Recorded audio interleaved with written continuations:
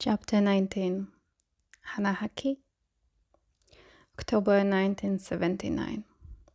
It's unlike him to be late, isn't it? Remus asked, glancing towards the door.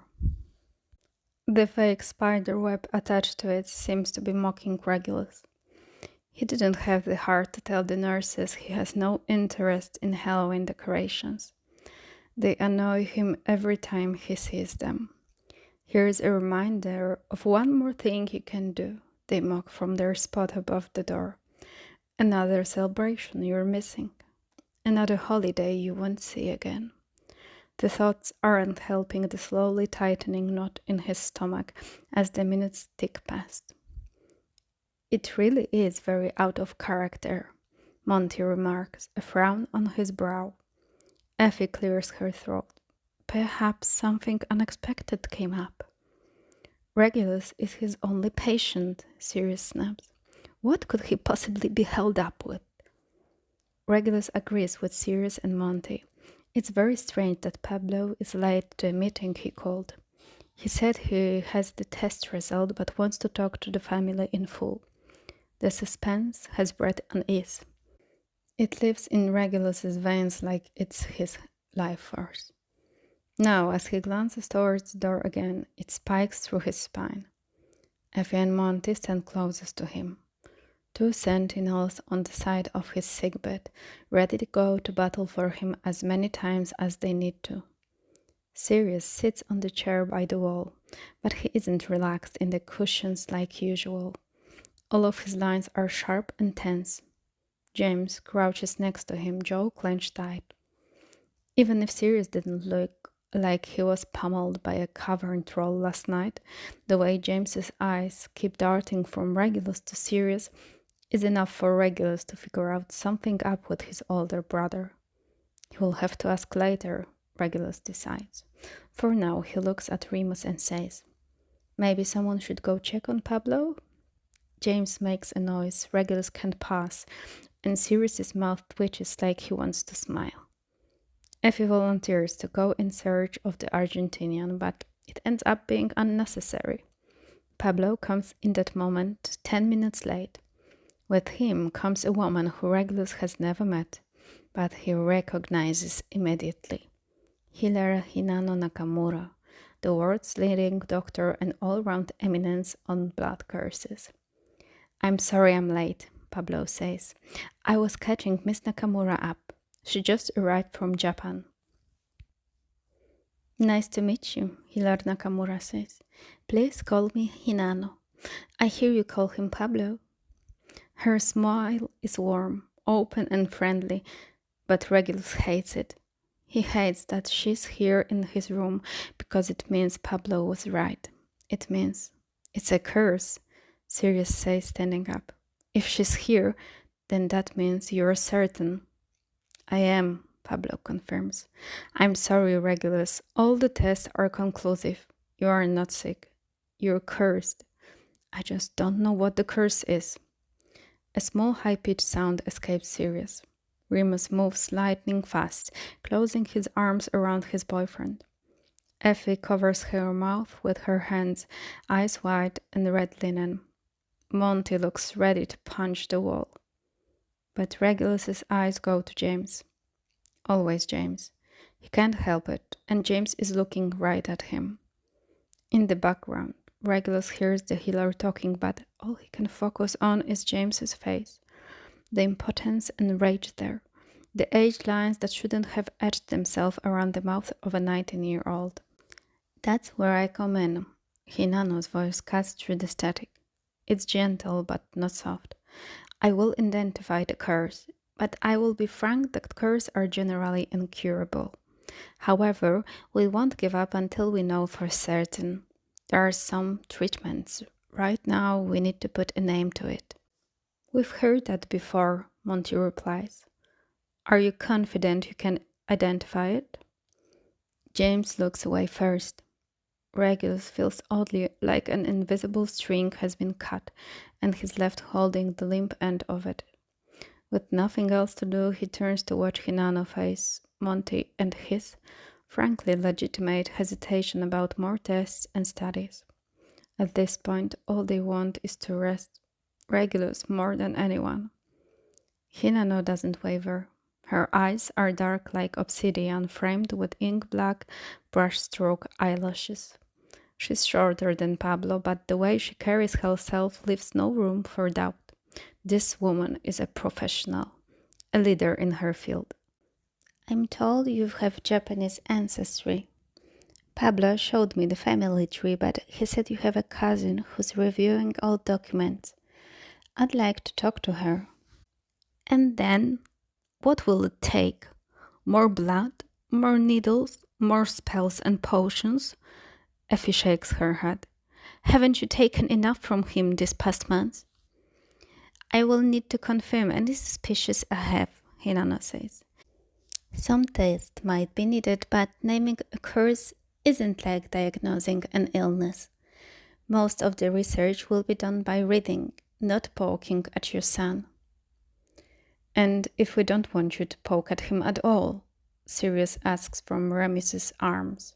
His eyes are red and puffy. Regulus has to look away. That's Regulus's decision, Hinano tells them. There's little room for discussion in her tone, but when she turns to Regulus, she noticeably softens. If you don't want to have any more tests, I won't do them. I will do what I can with what I have. Regulus almost crumbles under the weight of every stare in the room. He knows his family is only trying to protect him, but what is he supposed to say? If he refuses the test, they will resent him when he dies. They will say he gave up. But if he agrees, if he says yes to more tests, what will his last few months or weeks be like? He's already so tired, so weak. Pablo has been a breath of fresh air, but he's just another healer. Sure, he's handsome and funny and capable of joking around with Barty and Evan, but these were only welcome distractions from the rest. Pablo confirmed it's a curse, but the blood Regulus has to give it for it almost took him out. Isn't that enough? His answer is taking too long. The whole room fidgets, watching him, waiting. It's Pablo who opts to break the silence. He steps forward, mouth open to reply. His expression shifts from neutral professionalism to overly friendly. To everyone's shock, James stops him, one hand shooting out to cut him off. No. Excuse me? You once would talk him into agreeing. There's cold steel in James's voice. He squares off with Pablo, and the image is so bizarre, Regulus forgets for a moment that everyone's waiting for his answer. No voy a dejar que lo sigas usando. Si quieres un premio, te lo ganas con otro paciente. Against his will, Regulus is reminded that James speaking Spanish is one of the most attractive things he's ever witnessed in his life. Even now, in a room full of his family and discussing what little time he has left, he can't help but appreciate the way James's voice changes around words in his mother's language. Regulus has no idea what it was that James said, but outrage breaks out on Pablo's face. No seas boludo, nene. No sables de lo que estás hablando. Oh, wonderful. Pablo speaking Spanish is also attractive. If it was about literal anything else, Regulus might have enjoyed this. As things stand, this is one of the most awkward moments he's ever had to live through. Judging by the appalled expression on Remus's face, he agrees. Es un caso especial, único en el mundo, James says, oblivious to everyone's discomfort at his little tete-a-tete with Argentinian healer. No duno que quieras ayudar Regulus, pero también te quieras ayudar a ti mismo. Si Regulus dice que se acabó. Escúchame un no. No te voy a permitir que la lens la cabeza de ideas solo para que aprendas a seguir estudiándola como si fuera una rata de laboratorio. James, Effie cautions, though she doesn't stop him, doesn't disagree with him. They are the only people in the room who speak Spanish beside Pablo, and they seem to be in agreement. Regulus frowns. He heard his name in James's rapid speech. What is he missing? Signora, no me diga que está acuerdo con él. Yo solo quiero ayudar a Rec, Pablo says, turning to Effie. Si existe una posibilidad, no importa cómo de la hiena, hay que encuartarlo. He glances at Regulus over James's shoulder. Reg, you could be number 5. What's that supposed to mean? James asks, switching back to English. Regulus knows what it means. Pablo's tone is defensive, and it puts Regulus on edge. There's a vague tickle of a conversation from weeks ago, when Pablo told him of 4 success stories. Regulus hasn't thought much about it since. It felt too much like growing hope, and he crushed it before the first blossom could bloom. Sure, he could be number 5, but the odds are incredibly low. It's more likely that he won't. Effie and Monty exchange glances. Sirius rolls his eyes. Reggie? If you don't know yet, that's okay. You don't have to decide right now. Regulus could weep. The look he gives his brother is one of deep, heartfelt gratitude. Sirius always sees him, always shields him, always makes sure he has someone to support him. And that's enough for him to make a decision about his future. Or lack thereof. 1. Regulus says weakly, avoiding James's and Pablo's eyes. He looks at Hinano instead, who has watched the whole thing with a neutral expression. You can do one more test, or spell, or give me one more potion. Only one. So choose well, because after that one, I'm done. I can't do this anymore. Hinano walks over to him and places a delicate hand on the railing of his bed. She gives a little bow of her head and says, Thank you. I'll make it count. It won't matter, Regulus thinks, but it will make them feel better, so I'll endure it. All he wants is to rest, but he has to hold on a little longer. He knows he does. Sirius needs him to try. Effie and Monty aren't ready for him to give up, and James? The memory of his dream about James in the field of flowers piercing his chest so hard, he's surprised he doesn't start coughing. It feels as though you are given up already. Regulus breathes, sets his shoulder and nods. One more try. For Sirius and for James. Although he wasn't initially thrilled by her introduction into his life, Regulus finds himself less against the Japanese healer as the days wear on. She carries a slight accent to her English and seems to pick each of her words with incredible care. He expects her to rush him into the final test, but she doesn't. Instead, she comes to his room early in the morning, a few days after her arrival, dismisses the other healers fussing around, and pulls one of the armchairs close to his bedside. She's much stronger than she looks. He has a feeling that strength isn't purely physical either. Regulus expects her to speak in English, but when she opens her mouth, the words are quick and flowing Japanese.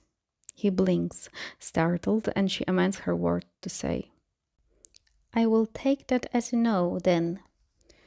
I'm sorry. Regulus isn't sure why he feels embarrassed, but he does. My parents didn't teach me or serious. I don't even think they were fluent themselves. The best I can do is a fair bit of French and minor Japanese greetings, but I've even forgotten those over the years.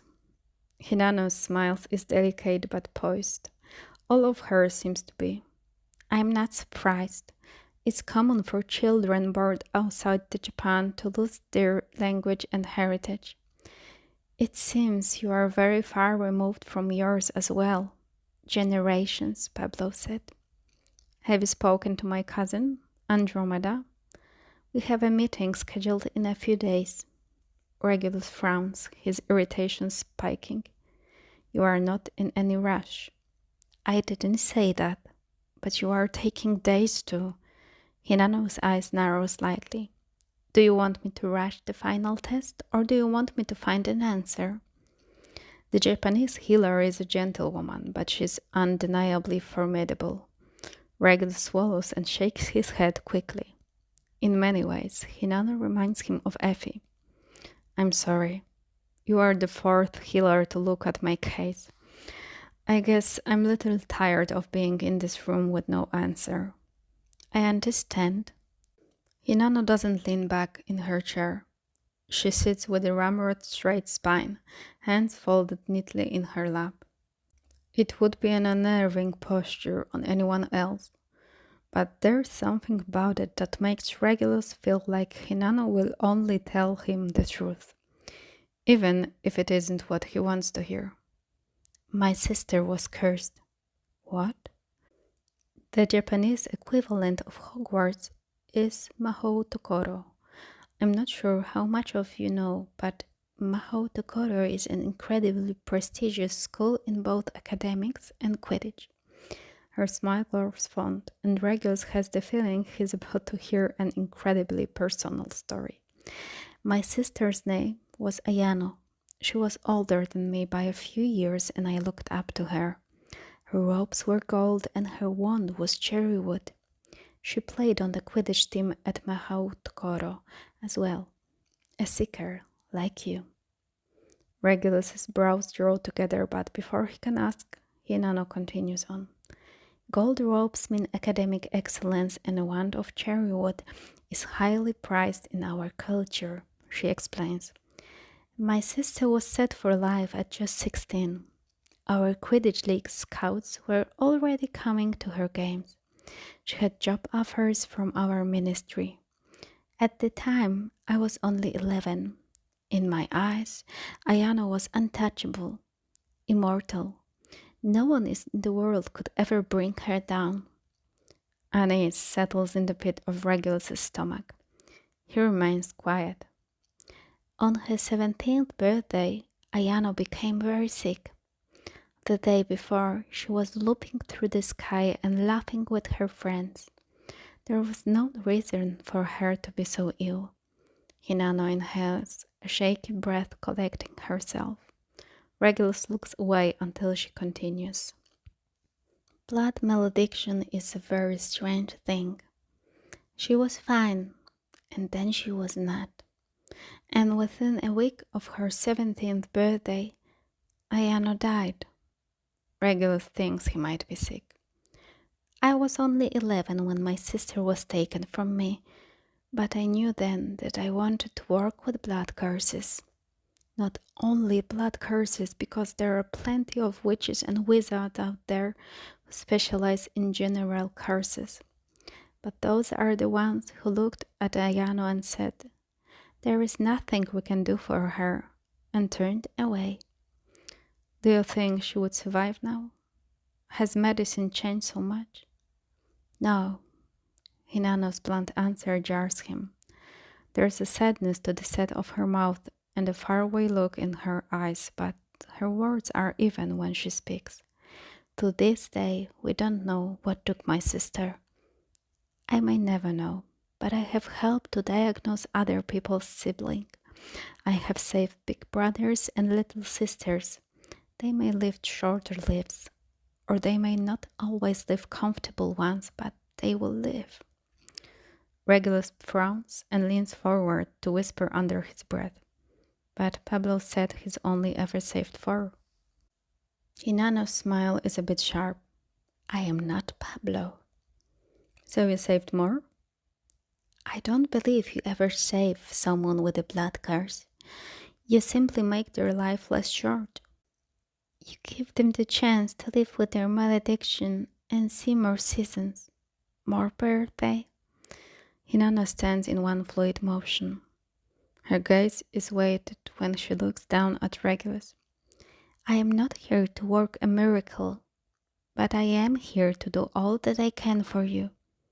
You gave me one test, so I will make it count. Regulus watches her reach for his chart to read his morning vitals.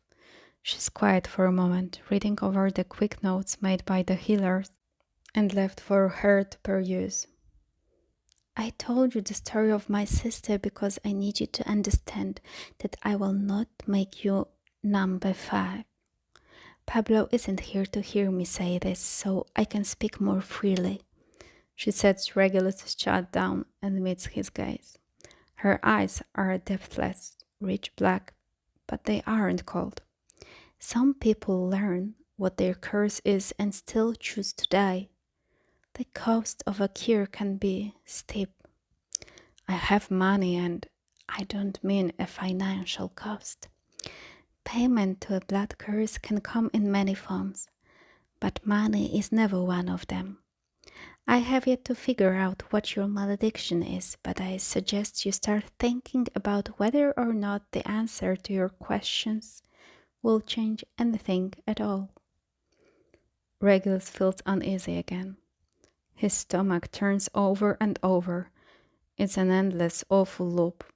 He doesn't bother to keep his voice from crackling when he says, "You are saying I might die regardless?" To his surprise, the words don't make him want to scream or cry or destroy. He feels nothing at all. Maybe a part of him already knew. It's as I said. I'm not interested in making a number out of you. In many ways, you remind me of Ayano. I did enough reading to know you are brilliant, and you would have been an incredible seeker in the professional league. Hinano rests a hand on the ankle Regulus can feel. It's a gentle touch, but still firm. I think you have enough sense to know which decision is best for you. Thank you, he blurts. You might be the first person who has given me a choice in any of this. Hinano smiles, but it's small. I'm doing what I would have done for my sister. She pats his ankle before turning to leave. Regulus, she says, her hand on the door. Get some rest.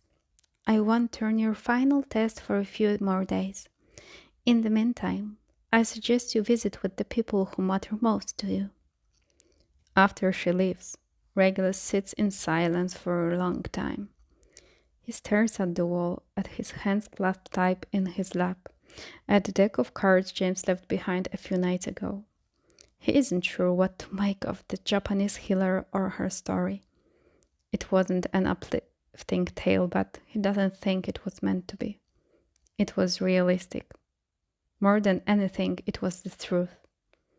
He rings for a nurse, who appears in her garnished green robes. They are starting to make Regulus ill each time he sees them. Yes, Mr. Black? She asks. Can you call for my brother? The nurse frowns. Is there something? No. Regulus shifts uncomfortably. He hates that there has to be a reason. Sirius is his brother for Merlin's sake. Just call him, please. Tell him I want to see him. It's not an emergency, I want to see my brother. Understanding dawns on her face. Right, yes. I will send him a quick message. It's another 30 minutes before Sirius appears, still in his practice kit. His hair is a little wild, his expression one of clear confusion. Reggie? He asks, standing at the foot of his bed. I was in practice and didn't get the message until we finished. I came straight here. Is everything okay? The Japanese healer had a sister. She was cursed. Sirius arches a brow, waiting. But Regulus doesn't miss the way his hands clench into tight fist. Was? She died. It lands like a physical blow. Sirius flinches, crossing his arms only to uncross them a second later. They hang limp at his side. Reggie. Can you bring the Muggle television set? You and James? We can watch old films the way we used to. Make fun of their acting or their stories. Regulus tries to keep the tremor out of his voice. If you bring the invisibility cloak, you can stay later. No one will know. Sirius's mouth quirks at the corner. Like James? Regulus still's taken aback. His stomach does an uncomfortable swoop. How did you... We live in the same flat, Reggie. It wasn't hard to put the pieces together. Oh, well, then you know it's possible to stick around after visiting hours are over. It's not like you to break all the rules, Sirius muses, fiddling with the padding of his practice kit. I must say, I'm proud of you. Regulus rolls his eyes and wishes he could shove his brother's shoulder. Will you bring the television or not? I'm sure Monty won't mind. I'll ask James when I got home. Sirius tilts his head. Regulus tried not to notice the dark circles under his eyes. Is there any particular reason you are suddenly opening up your room to the masses? You and James are not the masses. No, but the question still stands. Regulus bites at the inside of his cheeks and stares out the window. It's mid-afternoon, the sun high in the sky. How much time has he lost with Sirius because he didn't want to burden him? Because he shooed him away the moment he could, if only to keep him from seeing the fits, the blood, and blankets of petals. I suggest you spend time with the people who matter most to you. Reggie? He wants to say, I don't know how much time I have left. He wants to tell Sirius, even if we find an answer, it might not be the one we want. He wants to be honest for once. Instead, he replies, I just miss watching films together, and this hospital is too quiet at night. Plus, I'm running out of books to read, and I don't think there's a single card game in existence that James can win now. So I thought maybe... Sirius's smile is as fragile as glass, but he pastes it on just the same. All right, I'll talk to James and see if we can bring it with us tonight.